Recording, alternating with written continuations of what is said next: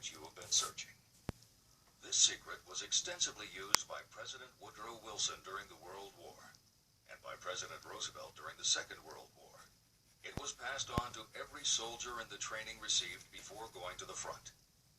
President Wilson told me it was a powerful factor in raising the funds needed for the war.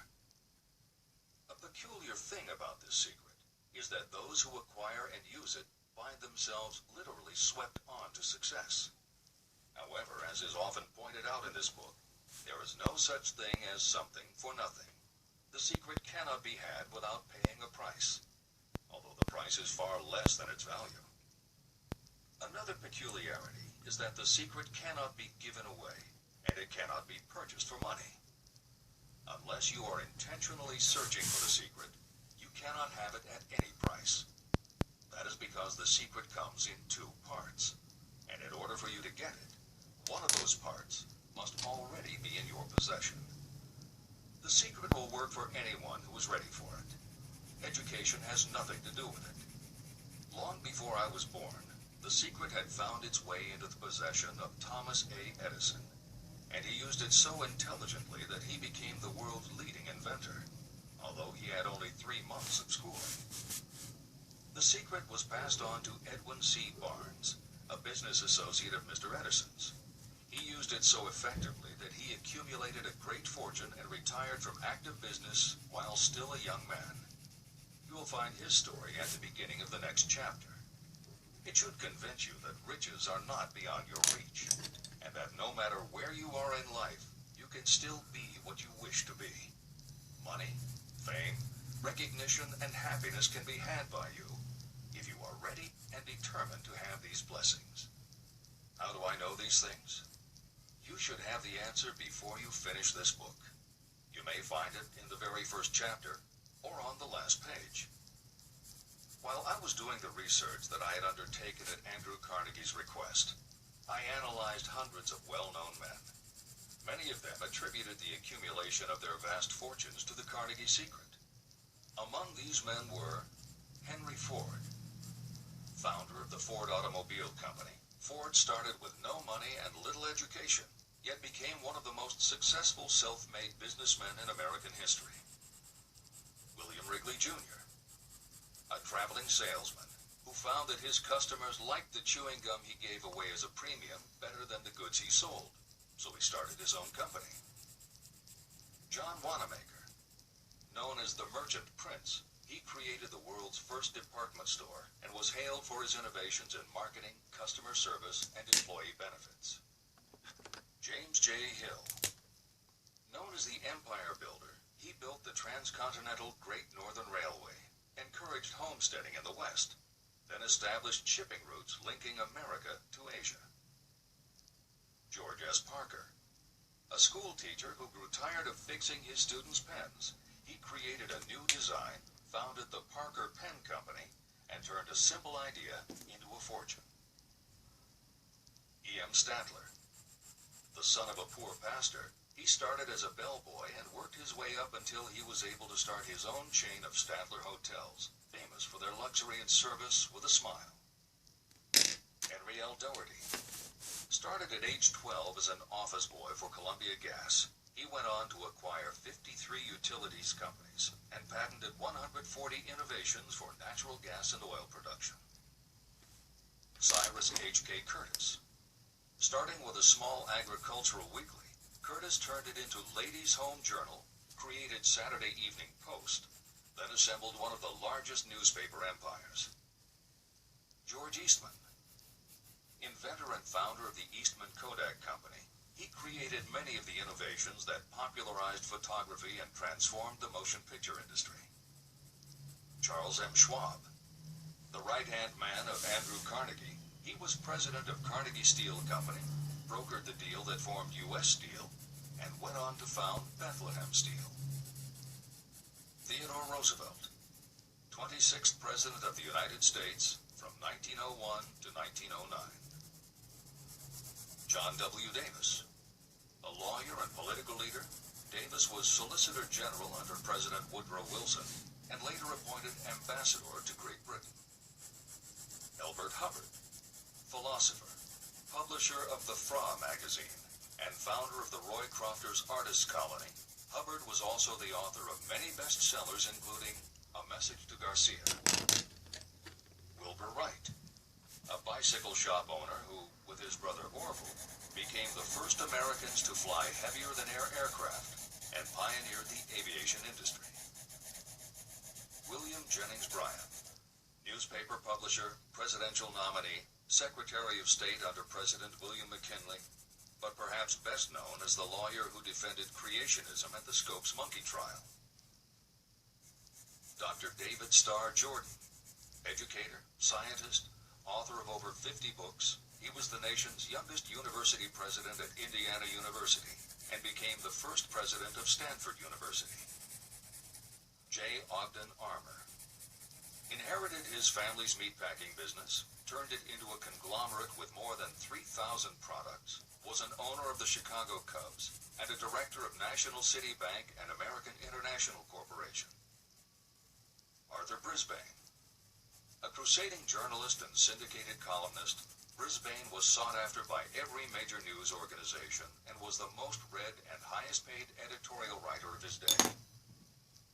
Dr. Frank Gunsaulus, a Chicago preacher who delivered such a powerful sermon, Philip D. Armour gave him $1 million to start the Armour Institute of Technology, of which he became president.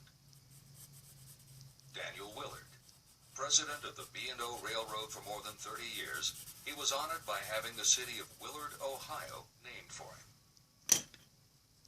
King Gillette, a traveling salesman and born tinkerer, Gillette was trying to shave on a moving train when he came up with the idea of the safety razor, which became the foundation of a corporate giant. Ralph A. Weeks, president of International Correspondence Schools, Weeks helped finance Napoleon Hill's Intrawall Institute, established to educate and rehabilitate prison inmates. Judge Daniel T. Wright, instructor at Georgetown Law School, where Napoleon Hill was studying when Bob Taylor's magazine gave him the assignment to write a profile of Andrew Carnegie. John D. Rockefeller, with $1,000 in savings plus another $1,000 borrowed from his father, he started a kerosene company which he grew into the giant Standard Oil and one of the world's greatest fortunes. Thomas A. Edison, inventor and entrepreneur, he perfected the electric light bulb, the phonograph, the motion picture camera, and owned the rights to more than 1,000 patented inventions. Frank A. Vanderlip, a poor boy who became a journalist, social reformer, and self-made millionaire, he was president of the National City Bank, now Citibank, and Assistant Secretary of the Treasury. F.W. Woolworth, a clerk in a general store, he pioneered the idea of fixed-price selling and self-service, and forever changed retail selling with a chain of Woolworth 5 and 10 cent stores. Colonel Robert A. Dollar, starting with a small schooner bought to haul lumber down the West Coast, he built the Dollar Steamship Company, the largest fleet of luxury liners sailing under the U.S. flag. Edward A. Filene, founder of the Boston-based stores, he devised revolutionary methods of distribution and merchandising, and became famous for the first bargain basement department. Edwin C. Barnes, the only man Thomas Edison ever had as a partner, Barnes took Edison's failing dictaphone and sold it so successfully it became a fixture in offices and made him a multimillionaire. Arthur Nash, a Cincinnati tailor who used his bankrupt business as a guinea pig for the Carnegie Secret, and was so successful the newspapers made him famous as Golden Rule Nash. Clarence Darrow, famed as a lawyer, public speaker, and defender of the underdog, Darrow is best known as the lawyer who defended teaching the theory of evolution at the Scopes monkey trial.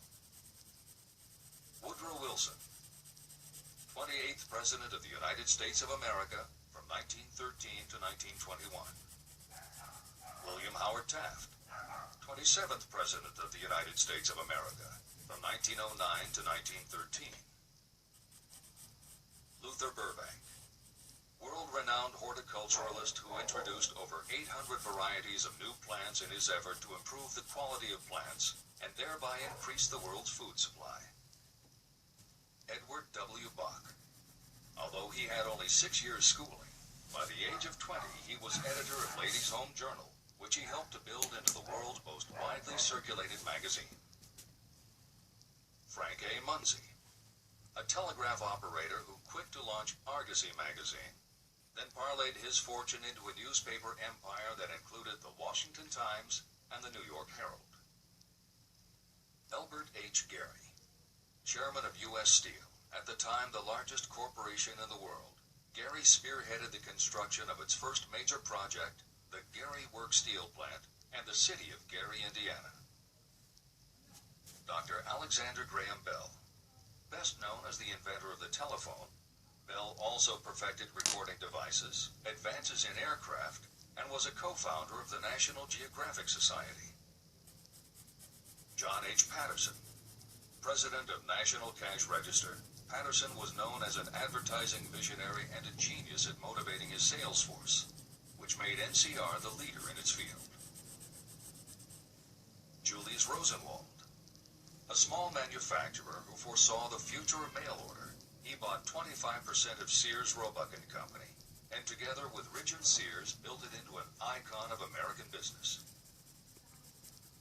Stuart Austin Weir, a construction engineer Hill met in the Texas oil fields, who, inspired by the Carnegie Secret, went to law school after age 40, and also helped publish Napoleon Hill's magazine. Dr. Frank Crane, a noted psychologist, essayist, and author of the book 4-Minute Essays on subjects such as the price of liberty, pragmatism, the duty of the rich, and how to keep friends. J.G. Chaplin, president of the LaSalle Extension University at the time Napoleon Hill worked in the university's advertising and sales department, where he first realized his talent for motivating people. Jennings Randolph, a congressman, then U.S. Senator from West Virginia. Randolph was a lifelong admirer of Napoleon Hill, and it was he who encouraged Hill to act as advisor to President Franklin Delano Roosevelt.